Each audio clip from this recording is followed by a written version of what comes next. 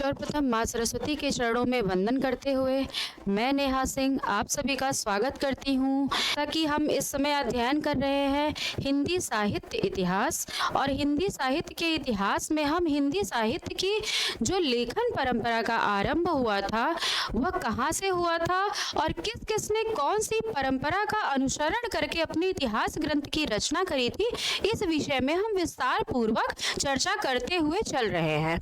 जैसे कि हम जान चुके हैं कि सबसे पहले जो है गारसा दत्तासी जी ने इतिहास ग्रंथ लेखन परंपरा का आरंभ किया हुआ था। तो 1839 से हिंदी साहित्य के इतिहास की लेखन परंपरा का आरंभ जो है माना जाता है। और इस श्रेणी में आगे बढ़ते हुए, इस कड़ी में आगे बढ़ते हुए हमने बहुत सारे इतिहासकारों की इतिहास ग्रंथ की जो रचनाएं उन्होंने की हैं, किन पद्धतियों को आधार बनाकर किया है, किस तिथि में किया है, किसने अपने इतिहास ग्रंथ को कितने कालखंडों में विभाजित किया है, उसकी क्या विशेषताएं रही हैं, किसने किसको हिंदी का पहला कवि माना, और आदि विषयों पर मुख्य जिन्होंने भी मुख्य बातों का वर्णन किया हुआ है, उन विशेष बातों का अध्ययन करते हुए हम अपनी इस हिंदी साहित्य की अध्ययन श्रृंखला में हम जो है आगे बढ़ते जा रहे हैं अध्ययन करते हुए। तो इसी श्रृंखला में आगे बढ़ते हुए जैसा कि कल हमने जो है डॉक्टर राम कुमार वर्मा जी की लेखन पद्धति को जाना था, उनके विषय में विशेष तथ्यों को समझा था, और इसी श्रेणी में आगे बढ़ते हुए आज जो है हम गणपति चंद्रगुप्त जी के विषय में जानकारी उपलब्ध करेंगे, उनके ग्रंथ के विषय में जानेंगे, उनकी कुछ और अन्य रचनाओं के विषय में जानेंगे। तो आइए हम चर्चा करते हैं गणपति चंद्रगुप्त जी के इतिहास ग्रंथ के विषय में। तो जैसा कि हम सभी को विदित है कि गणपति चंद्रगुप्त जी जो है उन्होंने वैज्ञानिक पद्धति का अनुसरण करके अपने इतिहास ग्रंथ की रचना जो है वो करी हुई थी।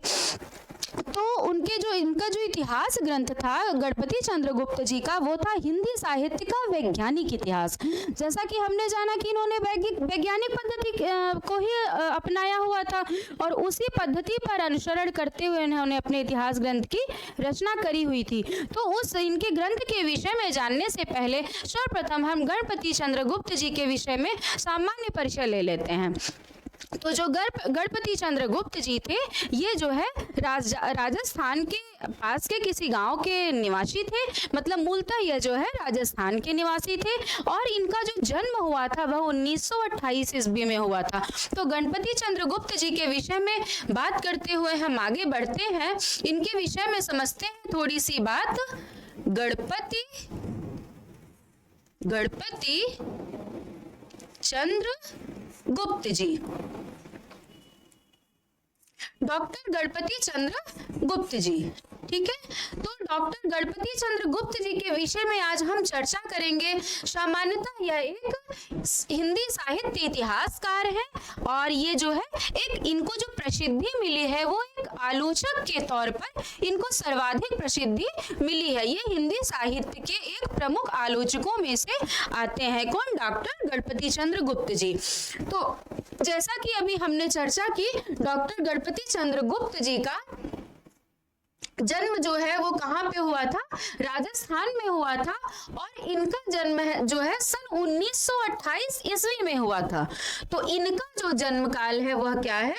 इनका जन्म जो है 1928 ईस्वी में हुआ था।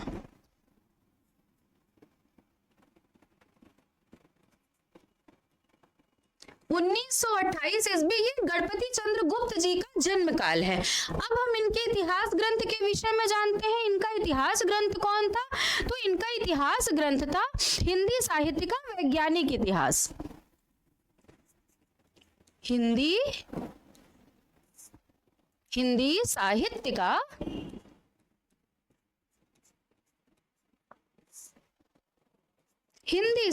का वैज्ञानिक इतिहास।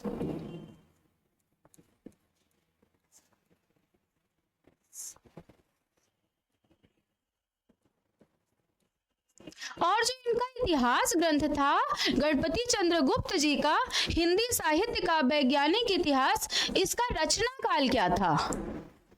सबसे प्रमुख यदि कोई बात होती है हिंदी साहित्य का, जो भी इतिहास ग्रंथ होता है, सबसे प्रमुख बात होती है उसकी पद्धति, कि किस पद्धति का अनुसरण करके कौन से साहित्यकार ने अपने इतिहास ग्रंथ की रचना करी हुई है, और तत्पश्चात उसकी तिथि आती है। तो जो इनके इतिहास ग्रंथ का समय था वो क्या था, कौन से सन में इनका इतिहास ग्रंथ जो है प्रकाशित हुआ था, तो 1965 ईस्वी में, 1965 ईस्वी में इनका इतिहास ग्रंथ जो था वह प्रकाशित हुआ था।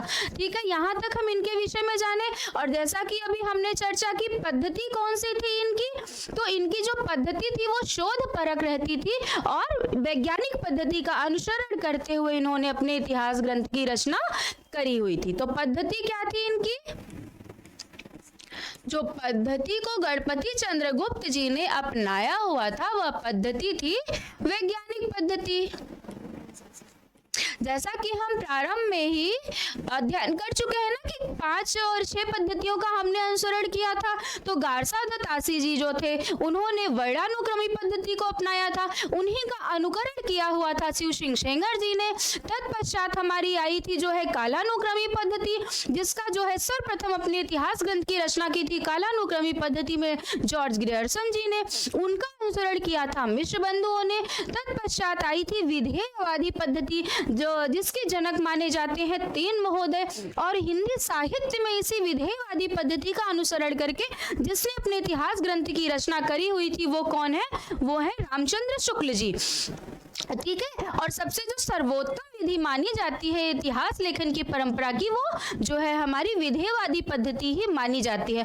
उसके पश्चात जैसे हमने जाना था गणपति चंद्रगुप्त जी आए थे, जिन्होंने वैज्ञानिक पद्धति का अनुसरण करते हुए अब शोध परक तरीके से अपने इतिहास ग्रंथ की रचना करी थी। उसके पश्चात जो है समाजवाद पद्धति पर, जो है सामाजिक पद्धति पे अपने इतिहास ग्रंथ की रचना जिसने करी थी, जो लोकहित की बात करते थे, डॉक्टर हजारी प्रसाद द्विवेदी जी। और डॉक्टर राम कुमार वर्मा जी ने जिस पद्धति का अनुसरण किया था वह थी आलोचनात्मक पद्धति। ठीक है, यहाँ तक चीजों को हम समझ चुके हैं, सारी पद्धतियों के विषय में हम चर्चा कर चुके हैं। अब हमारे सिर्फ जो है गणपति चंद्रगुप्त जी की पद्धति बचती है, जिन्होंने अनुसरण किया था वैज्ञानिक पद्धति का। ठीक है, वैज्ञानिक पद्धति। और गणपति चंद्रगुप्त जी को हिंदी का वैज्ञानिक साहित्यकार भी कहा जाता है। तो यदि पूछा जाए कि हिंदी का वैज्ञानिक साहित्यकार कौन था, तो हिंदी का वैज्ञानिक, क्योंकि ये हर चीज को, हर रचनाओं पे शोध करते थे, मतलब वैज्ञानिक परिपाटी पर जब तक इनकी रचनाएं खरी नहीं उतरती थी, इनको संतुष्टि नहीं मिलती थी। इनकी समस्त रचनाएं जो है वो शोध परक होती थी। तो यदि पूछा जाए हिंदी साहित्य में वैज्ञानिक साहित्यकार कौन है, तो गणपति चंद्रगुप्त जी हैं। हिंदी साहित्य का वैज्ञानिक, हिंदी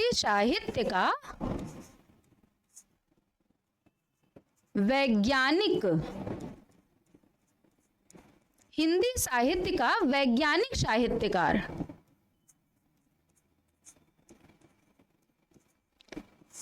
इनको वैज्ञानिक भी बोला जाता है, गणपति चंद्र गुप्त जी को। जैसे कि इनके इतिहास ग्रंथ का नाम ही है हिंदी साहित्य का वैज्ञानिक इतिहास। ठीक है, तो इस जो है श्रृंखला में आगे बढ़ते हुए हम आगे जानते हैं कि जो गणपति चंद्रगुप्त जी थे, जो ये गणपति चंद्रगुप्त जी थे हमारे, इन्होंने जो है पंजाब विश्वविद्यालय से अपनी पीएचडी इन्होंने कंप्लीट की हुई थी। क्योंकि अभी हम सबसे पहले गणपति चंद्रगुप्त जी के विषय में थोड़ी सी जानकारी उपलब्ध कर लेते हैं।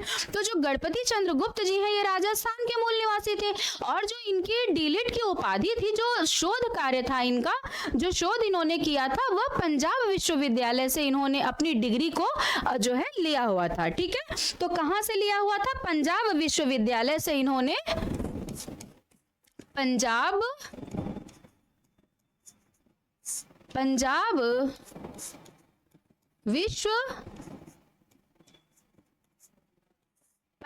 विश्वविद्यालय से इन्होंने डीलिट अर्थात पीएचडी। ठीक है,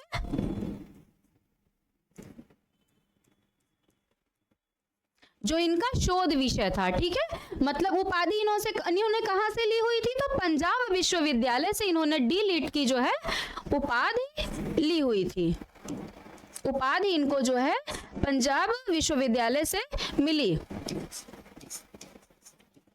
और जो इनका शोध ग्रंथ था, जिस ग्रंथ पे शोध किया था इन्होंने, अपने पीएचडी का जो इनका शोध ग्रंथ था वो क्या था, वो इन्होंने महाकवि बिहारी नाम से जो है शोध ग्रंथ बिहारी जी पे किया हुआ है। और इन्होंने जो है इनका जो सिद्धांत था वो हमेशा क्या रहता है, विकासवादी सिद्धांत रहता है। तो जो इन्होंने पीएचडी की हुई थी, जब इन्होंने अपना शोध कार्य किया हुआ था महाकवि बिहारी जी पे जो है, तो भी इन्होंने विकासवादी सिद्धांत को अपनाते हुए अपना शोध कार्य पूर्ण किया था। तो किस पर इन्होंने शोध किया हुआ था? शोध किया था किस पे? महाकवि बिहारी पर। महाकवि बिहारी पर इन्होंने क्या किया हुआ था? शोध किया हुआ था। ठीक है, महाकवि बिहारी पर इन्होंने अपना शोध किया हुआ था। और क्या पद्धति अपनाई थी इन्होंने? तो इन्होंने जो सिद्धांत जो अपना करके अपना शोध कार्य पूर्ण किया था वो अपनाया था इन्होंने विकासवादी सिद्धांत।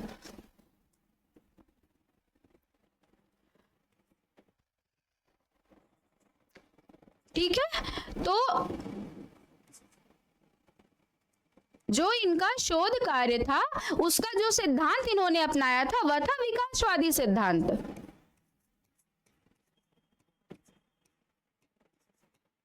विकासवादी सिद्धांत।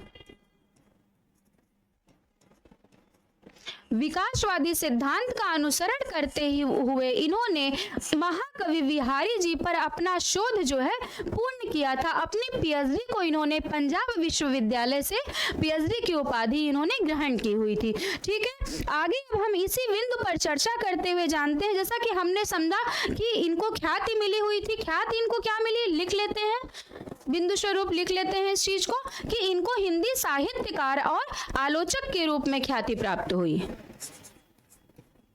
हिंदी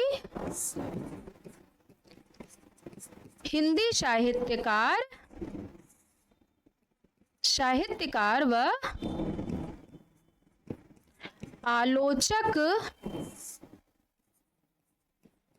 आलोचक रूप में विख्यात हुए। ठीक है, आलोचक रूप में विख्यात हुए।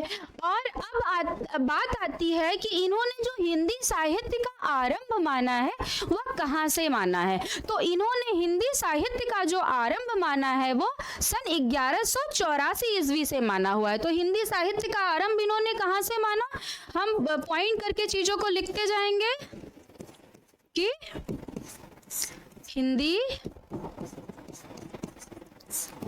हिंदी साहित्य का आरंभ, हिंदी साहित्य का जो आरंभ इन्होंने माना वह कहाँ से माना, सन 1184 ईस्वी से।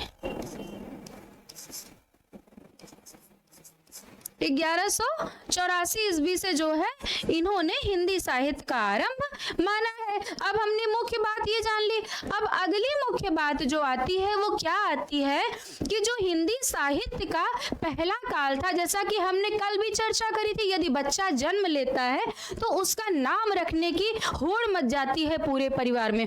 वैसे पूरे हिंदी साहित्य के जगत में हलचल मच गई। भाई पहला काल था, आदि काल, तो सब चाह रहे थे कि नहीं, अपने अपने मत के अनुसार जिस तरीके से उन्होंने उस काल का अध्ययन किया था, उस काल को समझा था, जब जब सबने अपने इतिहास ग्रंथ को लिखा तो अपने अनुसार चाहा, अपने मन के अनुसार चाहा कि हम आदिकाल का नाम यही रखेंगे। तो जैसा कि इस पर हम डिटेल विस्तार में एक पूरी क्लास लेकर के आएंगे कि कौन से कवि ने किस काल को किस नाम से पुकारा है। तो गणपति चंद्रगुप्त जी जो थे उन्होंने आदिकाल को जो है दो नाम दिया है। एक तो मुख्य बात है कि इन्होंने शून्यकाल कहा आदिकाल को, और दूसरी बात जब इन्होंने 4 भागों में अपने इतिहास ग्रंथ के, पूरे हिंदी साहित्य के इतिहास के कालखंडों में बांटा इतिहास ग्रंथ को, तो इन्होंने वहां पे प्रारंभिक काल नाम से जो है आदिकाल का नाम जो है रखा हुआ है। तो सबसे पहले हम जानते हैं आदिकाल को क्या कहा इन्होंने। आदिकाल को आदिकाल को क्या नाम दिया?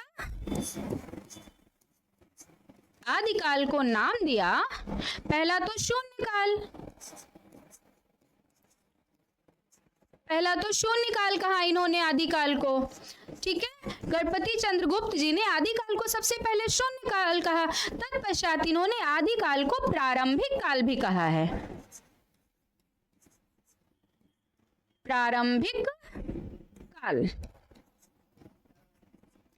क्या कहा है? एक तो शून्यकाल कहा है और दूसरी बात क्या कही है आदिकाल के विषय में कि प्रारंभिक काल का है। अच्छा, यहाँ पर बड़ा कंफ्यूजन हो जाता है, लोग प्रारंभिक काल और आरंभिक काल में भ्रमित हो जाते हैं।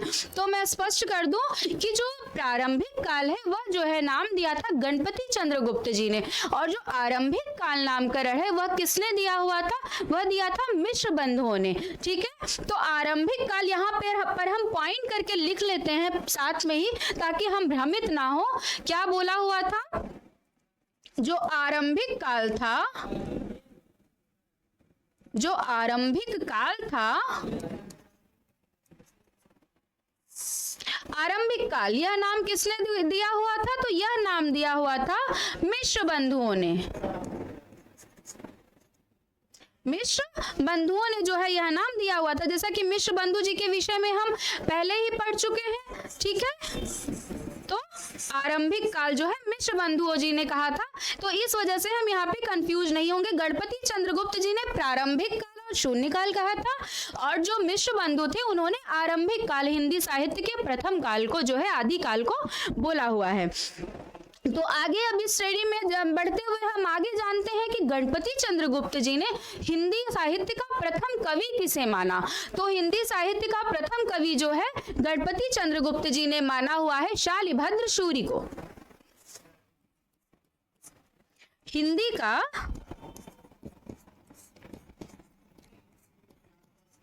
का प्रथम कवि, हिंदी का प्रथम कवि इन्होंने किसे माना हुआ है? तो शालिभद्र सूरि को माना हुआ है। शालिभद्र सूरि जी को इन्होंने हिंदी का प्रथम कवि माना। ठीक है, यहां तक हमने चीजों को जाना और समझा कि इन्होंने जो है हिंदी का प्रथम कवि शालिभद्र सूरि को माना हुआ है। ठीक है, और आदिकाल को जैसा कि हमने जाना इन्होंने शून्यकाल और प्रारंभिक काल कहा है, और हिंदी साहित्य का जो आरंभ ये मानते हैं, हमने जाना कि सन 1184 ईस्वी से गणपति चंद्रगुप्त जी हिंदी साहित्य का आरंभ जो है मानते हैं। अब इस कड़ी में आगे बढ़ते हुए हम जानते हैं कि जो गणपति चंद्रगुप्त जी थे, इन्होंने जो है संपूर्ण इतिहास, हिंदी साहित्य के इतिहास को जो है कुल 4 कालखंडों में विभाजित किया हुआ है। ठीक है, तो आगे इस बिंदु पर चर्चा करते हुए हम समझते हैं कि संपूर्ण हिंदी साहित्य को इन्होंने कुल 4 कालखंडों में विभाजित किया हुआ है। समझते हैं इस चीज को कि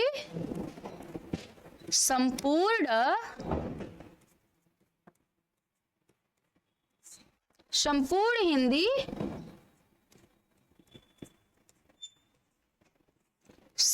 हिंदी साहित्य को 4 कालखंडों में इन्होंने विभाजित किया हुआ है।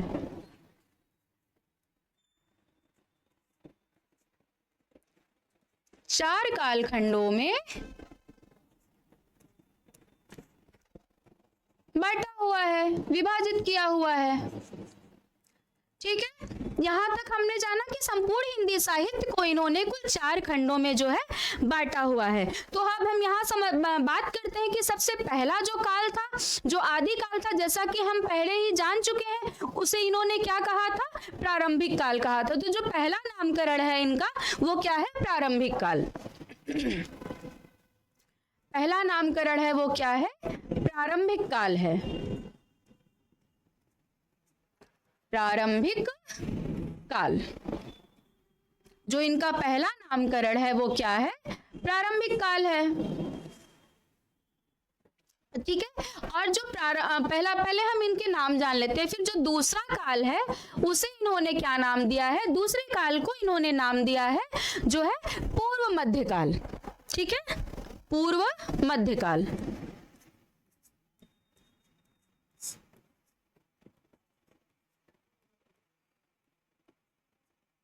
पूर्व मध्यकाल, ठीक है। यहां तक हमने जाना कि दूसरे काल को इन्होंने क्या कहा है, पूर्व मध्यकाल कहा है, और तीसरे मध्यकाल को इन्होंने क्या कहा है, जैसा कि शुक्ल जी ने भी रीति काल को क्या कहा हुआ है, उत्तर मध्यकाल कहा हुआ है। तो इन्होंने भी जो है तीसरा काल का जो विभाजन किया, रीति काल को इन्होंने भी जो है उत्तर मध्यकाल के नाम से पुकारा है। उत्तर मध्य काल। हालांकि इनके जो कालखंडों में इन्होंने बांटा हुआ है संपूर्ण हिंदी साहित्य के इतिहास को, तो जो इनका समय जो इन्होंने बताया है वो सबसे हटके बताया हुआ है।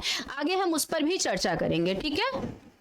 अब जो चौथा काल आता है उसको इन्होंने जो है जो प्रारंभिक काल आ गया, पूर्व मध्य काल आ गया, उत्तर मध्य काल आ गया, अब आगे आता है उसको नाम दिया है इन्होंने, जैसा कि सर्वविदित है, आधुनिक काल।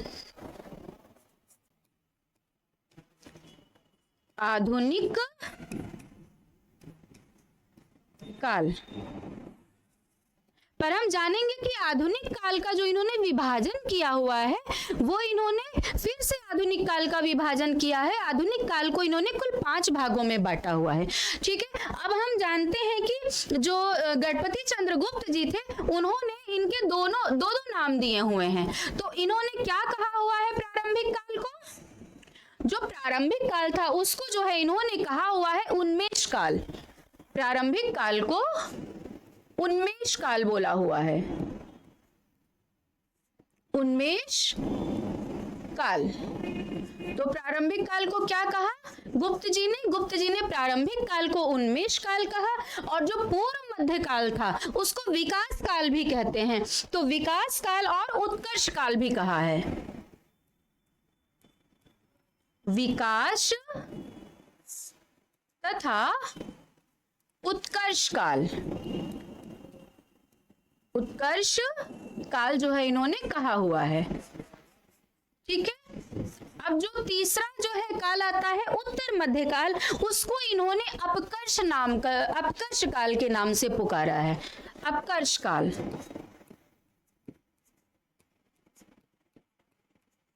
अपकर्ष काल।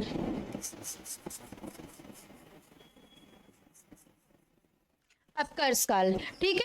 और जैसा कि हमने बात ही करी कि आधुनिक काल जो था, जो शुक्ल जी का गद्य काल था, उसका जो है इन्होंने 5 प्रकार से फिर से विभाजन किया हुआ है। तो हम उसको आगे समझेंगे कि वह आधुनिक काल का इन्होंने जो 5 प्रकार से विभाजन किया हुआ है वह कौन कौन सा है, ठीक है। तो आगे हम समझते हैं। सबसे पहला जो युग इन्होंने बताया वो क्या बताया हुआ है, भारतेंदु युग।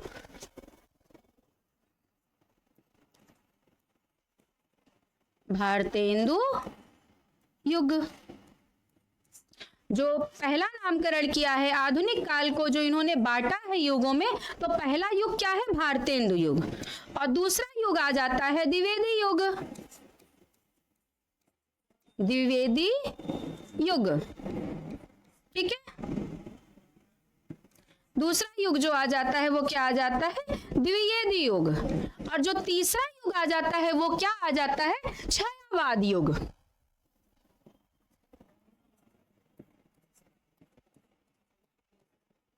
छायावाद युग, ठीक है, आ जाता है। और फिर इसके पश्चात जो इन्होंने आधुनिक काल का चौथा विभाजन बताया हुआ है, क्या बताया हुआ है, प्रगतिवाद युग। चौथे नंबर पर आ जाता है प्रगतिवाद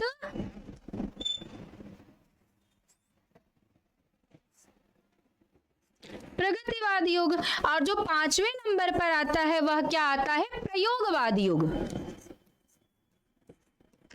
प्रयोगवाद युग, ठीक है। यहां तक हमने चीजों को समझा कि जो है इन्होंने आधुनिक काल का 5 प्रकार से विभाजन किया हुआ है, ठीक है। तो सबसे पहले युग को क्या नाम दिया है इन्होंने? भारतेंदु युग। दूसरे युग को इन्होंने द्विवेदी युग कहा, तीसरे युग को छायावाद युग कहा, चौथे को प्रगतिवाद और पांचवा जो है वह प्रयोगवाद है।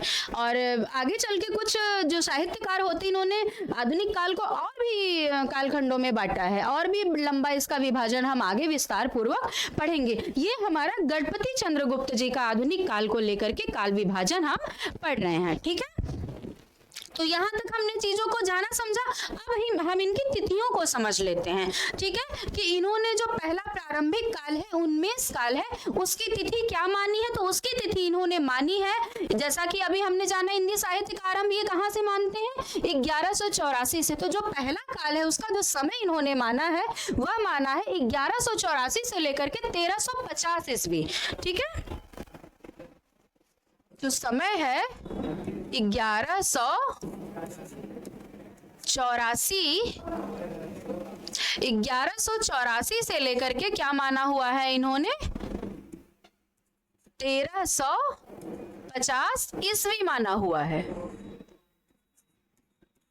1350 ईस्वी माना हुआ है। और जो पूर्व मध्यकाल है, जिसको विकास काल और उत्कर्ष काल भी कहते हैं, उसका समय इन्होंने माना हुआ है 1350 ईस्वी से 1600 ईस्वी।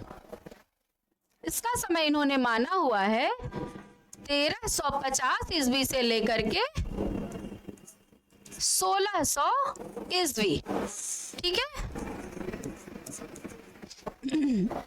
गणपति चंद्रगुप्त जी ने इन कालों के भी उप विभाजन किए हुए हैं, जिसको आगे चल के हम विस्तार पूर्वक जो है बात करेंगे, इस पे चर्चा करेंगे। अभी मुख्य बिंदुओं पर जो परीक्षा के दृष्टिकोण से महत्वपूर्ण है, हम बस उन पर चर्चा कर रहे हैं। ठीक है, फिर आगे विस्तार पूर्वक हम सभी विषय में अध्ययन करेंगे। अब जो तीसरा काल आता है अपकर्ष काल, उत्तर मध्यकाल, उसका समय इन्होंने माना हुआ है 1600 ईस्वी से लेके 1857 ईस्वी तक।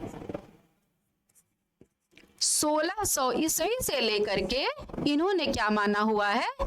1857 ईस्वी। इसको हम ऐसे भी रिलेट करके याद कर सकते हैं। 1857 में क्या हुआ था? ठीक है, स्वतंत्रता आंदोलन हुआ था ना 1857 ईस्वी में, तो इसको हम वहां से रिलेट करके याद कर लेंगे। ठीक है, 1600 से 1857 ईस्वी। अब जो आधुनिक काल का समय माना है वो सबने माना हुआ है, लेकिन इनका जो काल, जो इनकी तिथि है वो सबसे हट करके है। ठीक है, 1857 ईस्वी से लेकर के अद्यतन, मतलब अब तक चली जाने वाली, ठीक है, 57 ईस्वी से क्या है,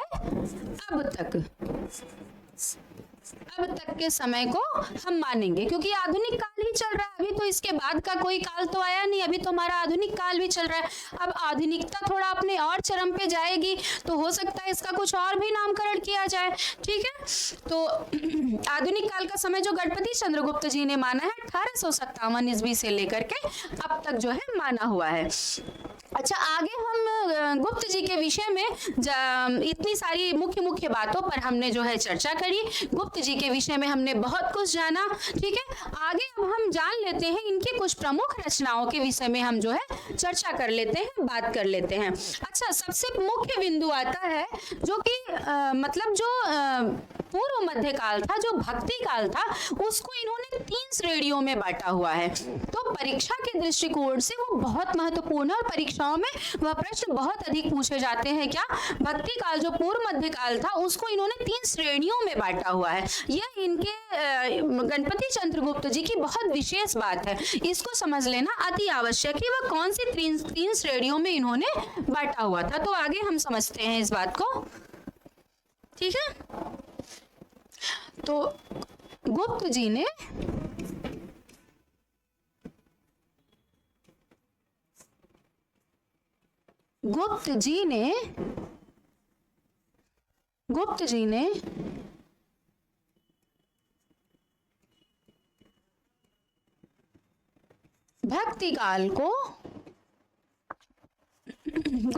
भक्ति काल को जो है 3 श्रेणियों में विभाजित किया है।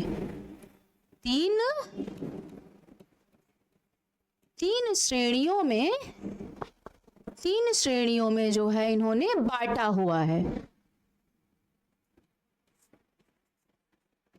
तीन श्रेणियों में बांटा हुआ है।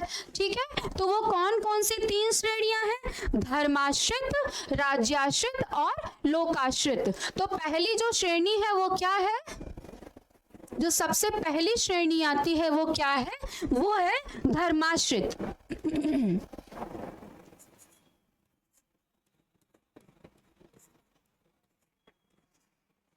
पहली श्रेणी क्या आ गई? धर्माश्रित आ गई।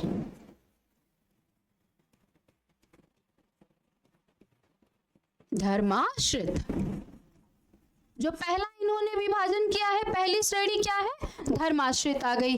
और जो दूसरी श्रेणी है वह क्या है? दूसरी श्रेणी जो है वो क्या है? राज्याश्रित है।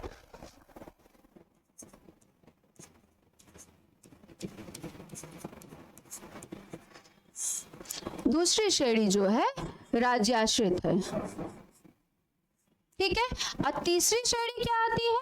तीसरी श्रेणी आती है लोकाश्रित। ठीक है, लोकाश्रित। जो तीसरी श्रेणी आती है वो क्या आती है? वह आती है लोकाश्रित। ठीक है, यहां तक हमने जाना। तो जो धर्माश्रित है उसके अंतर्गत इन्होंने कौन से ग्रंथों को रखा है? किसके ग्रंथों को जो है प्रमुखता प्रदान की है? तो वो है सिद्धनाथ और जैनों के ग्रंथों को। इसमें कौन कौन आ गए? सिद्ध साहित्य आ गया, सिद्ध आ गए, नाथ आ गए, और कौन आ गया? जैन आ गए। ठीक है, ये धार्मिक ग्रंथ लिखे हुए थे, जैसा हम पहले भी बात कर चुके हैं इन चीजों पर। ठीक है, जिन्हें रामचंद्र शुक्ल जी ने हिंदी साहित्य की श्रेणी में रखा ही नहीं, सांप्रदायिक साहित्य कह के अपने इतिहास ग्रंथ में स्थान नहीं दिया, तो ये सब धार्मिक ग्रंथ लिखे हुए थे। दूसरा आता है राज्याश्रित, मतलब जो राजाओं के दरबार में रह करके जो भक्त कवि रचनाएं करते थे। तो राजाश्रित में जैसे क्या क्या आ गया? राजाश्रित में आ गया रासो साहित्य। रासो साहित्य। ठीक है, जो दूसरी श्रेणी इन्होंने बताई जो है राज्याश्रित, उसमें किन ग्रंथों को इन्होंने स्थान दिया? रासो साहित्य को स्थान दिया, रासो ग्रंथों को स्थान दिया। ठीक है, तीसरी आती है लोकाश्रित, मतलब जो लोक में प्रचलित रचनाएं होती थी, जनमानस की, आम जनता की जो रचनाएं होती थी, जो मनोरंजक पूर्ण रचनाएं होती थी, लोक मनोरंजन के लिए जो रचनाएं की जाती थी, वो जो है इन श्रेणी में रखी इन्होंने। किसमें रखी? लोकाश्रित में। लोक मनोरंजक रचनाएं, लोक मनोरंजक रचनाएं। ठीक है, तो इसमें क्या आ गई? लोक मनोरंजक रचनाएं कैसी? जैसे अमीर खुसरो की पहेलियां, विद्यापति जी की पदावली। तो जैसा कि हम जानते हैं विद्यापति जी जो थे वो आदि काल में भी प्रतीत होते हैं और भक्ति काल में भी प्रतीत होते हैं। तो गणपति चंद्रगुप्त जी ने लोक मनोरंजक रचनाओं में जो है, गणपति चंद्रगुप्त जी ने एक तो विद्यापति की पदावली जैसे हो गई, और अमीर खुसरो की पहेलियां जो कि मनोरंजन के लिए, लोक मनोरंजन के लिए लिखी जाती थी, उसको स्थान दिया हुआ है। किसकी? जैसे खुसरो की पहेलियां हो गई, खुसरो की पहेलियां, खुसरो की पहेलियां हो गई, और क्या हो गया? जैसे पदावली हो गई, पदावली आदि रचनाओं को इन्होंने क्या किया हुआ है? इन्होंने जो है लोकाश्रित अपना जो तीन श्रेणियों में बांटा उस श्रेणी में रखा है, और लोक मनोरंजक रचनाओं के मध्य स्थान दिया है पदावली को। ठीक है, यहां तक हमने बातों को समझा जाना। यहाँ तक मुख्य बिंदुओं पर हमने चर्चा करी। अब आगे हम चर्चा करते हैं कि जो गणपति चंद्रगुप्त जी थे, इन्होंने कुछ जो है मुख्य इनकी जो रचनाएं हैं और अन्य रचनाएं, इनके इतिहास ग्रंथ के विषय में तो हमने जाना। अब इनकी कुछ मुख्य रचनाओं के विषय में हम जो है जानकारी उपलब्ध कर लेते हैं। ठीक है, तो जैसे इनकी अन्य रचनाएं करके हम लिख लेंगे। ठीक है, गुप्त जी की अन्य रचनाएं, गुप्त जी की अन्य रचनाएं।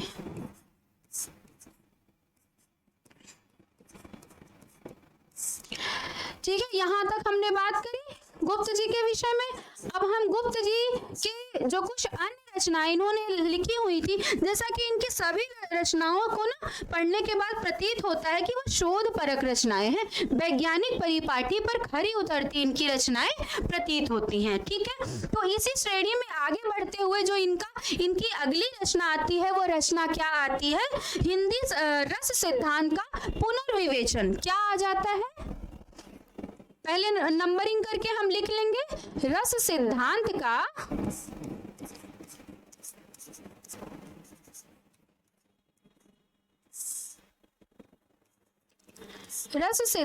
का पुनर्विवेचन।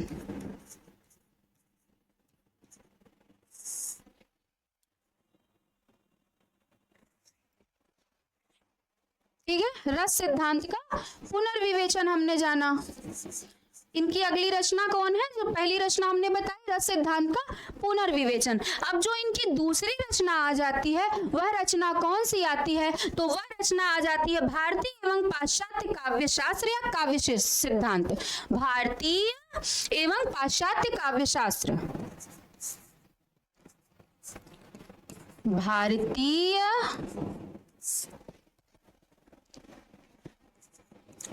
भारतीय एवं पाश्चात्य, भारतीय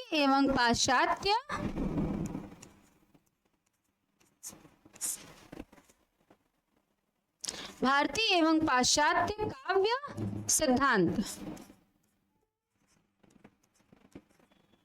सिद्धांत। ठीक है, तो दूसरी महत्वपूर्ण रचना इनकी हमने कौन सी जानी? दूसरी जो इनकी महत्वपूर्ण रचना हमने जानी, वह जानी भारतीय एवं पाश्चात्य काव्य सिद्धांत या काव्य शास्त्र भी इसे बोलते हैं। ठीक है, अब इनकी जो तीसरी महत्वपूर्ण रचना आ जाती है, वह कौन सी आ जाती है? आदिकाल की प्रामाणिक रचनाएं। 30 नंबरिंग करके हम लिखते हुए चल रहे हैं। आदिकाल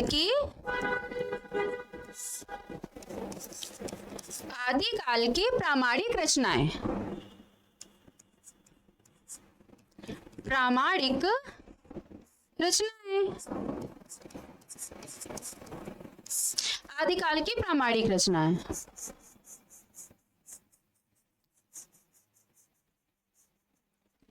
ठीक है, अब चौथे नंबर की रचना की हम बात करते हैं, तो फिर कौन सी रचना आ जाती है?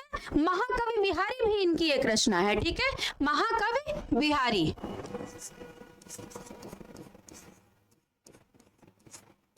महाकवि बिहारी, जैसा कि हम आगे ही पढ़ चुके हैं कि महाकवि बिहारी पर ही इनका जो है शोध कार्य पूर्ण हुआ था। इनकी जो पीएचडी हुई थी पंजाब विश्वविद्यालय से, वह महाकवि बिहारी पर ही इनका शोध कार्य जो है इन्होंने किया हुआ था। अब जो पांचवी रचना आ जाती है अगली, महादेवी नया मूल्यांकन।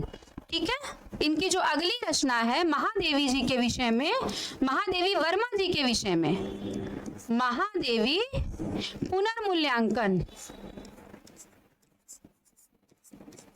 महादेवी पुनर्मूल्यांकन इनकी अगली रचना जानी हमने। ठीक है, इन्होंने और भी कई महत्वपूर्ण रचनाएं लिखी हुई है, परंतु परीक्षा की दृष्टिकोण से जो अति महत्वपूर्ण रचनाएं हैं, यहाँ पे उनका उल्लेख जो है हम कर रहे हैं, उनके विषय में जो है हम अध्ययन कर रहे हैं।